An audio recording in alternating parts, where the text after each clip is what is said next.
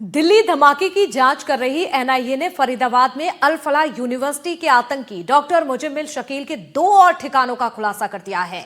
कश्मीरी फल रखने के नाम पर उसने 3 बेडरूम वाला एक घर पूर्व सरपंच से किराए पर लिया था। साथ ही यह भी पता चला कि डॉक्टर मुजम्मिल ने खेतों के पास विस्फोटक छिपाकर रखा हुआ था।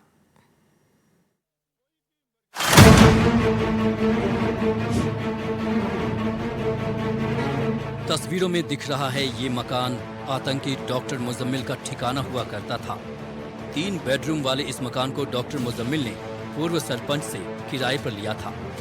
जांच में पता चला है कि कमरा किराए पर लेते वक्त उसने कहा था कि वो इस मकान में कश्मीरी फल रखेगा और व्यापार करेगा।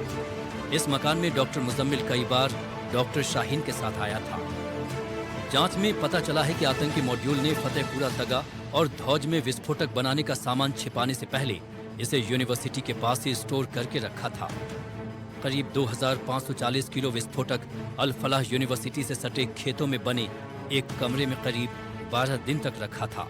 इसके बाद चोरी होने या किसी को पता चलने के डर से गांव फतेहपुर तगा में इमाम इश्तियाक के पुराने घर में शिफ्ट कर दिया था। यही तैयार विस्फोटक दिल्ली ब्लास्ट में इस्तेमाल किया गया।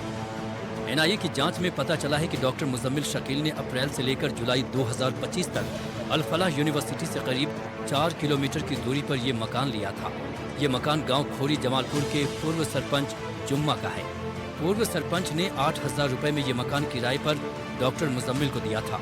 जुम्मा की रोड पर प्लास्टिक रॉ मटेरियल की फैक्ट्री है। इसी के ऊपर ये कमरे बने हुए हैं। पूर्व सरपंच ने बताया कि डॉक्टर मुजम्मिल ने 3 बेडरूम वाला ये मकान उनसे किराए पर लिया था। फल का व्यापार करने की बात कहकर ये कमरा किराए पर लिया गया था। डॉक्टर मुजम्मिल ने कहा था कि वो कश्मीरी फलों का कारोबार करना चाहता है। पूर्व सरपंच जुम्मा ने एनआईए को बताया कि वो अपने भतीजे के इलाज के दौरान डॉक्टर मुजम्मिल और डॉक्टर उमर से मिला था। भतीजे के इलाज के लिए पूर्व सरपंच जुम्मा वो अल फलाह अस्पताल गए थे। यहीं उनकी मुलाकात डॉक्टर मुजम्मिल और डॉक्टर उमर नबी से हुई थी। इलाज के दौरान ज्यादा संपर्क मुजम्मिल से रहा था और इसके बाद दोनों की जान पहचान अच्छी हो गई। पूर्व सरपंच ने पूछताछ में ये भी बताया कि जब मुजम्मिल ने किराए पर मकान लिया तब उसके साथ एक महिला भी आई थी।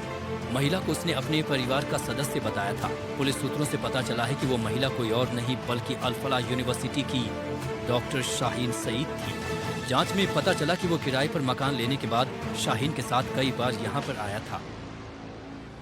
पूर्व सरपंच जुम्मा ने बताया कि करीब 3 महीने बाद मुजम्मिल ने उनके मकान को खाली कर दिया। जब उनके मकान को खाली किया गया तो 15 दिन ऊपर हो चुके थे। उन्होंने इसका किराया उनसे नहीं लिया क्योंकि वो डॉक्टर थे। अल फलाह यूनिवर्सिटी के चारों तरफ खेत है। इन्हीं खेतों पर बनी इस छोटी कोठरी को देखिए। इसी कोठरी में डॉक्टर मुजम्मिल ने अमोनियम नाइट्रेट के कट्टों को लाकर रखा था। गांव तगा के रहने वाले किसान बदरू की ये जमीन है। डॉक्टर मुजम्मिल की गाड़ी से शाम के समय कट्टों को यहाँ पर उतारा गया था। किसान बदरू के खेत मस्जिद के पास हैं। बदरू नमाज पढ़ने मस्जिद में आता था। यहीं पर डॉक्टर मुजम्मिल ने उससे संपर्क बना लिया और अमोनियम नाइट्रेट के कट्टों को कुछ दिन रखने के लिए राजी कर लिया।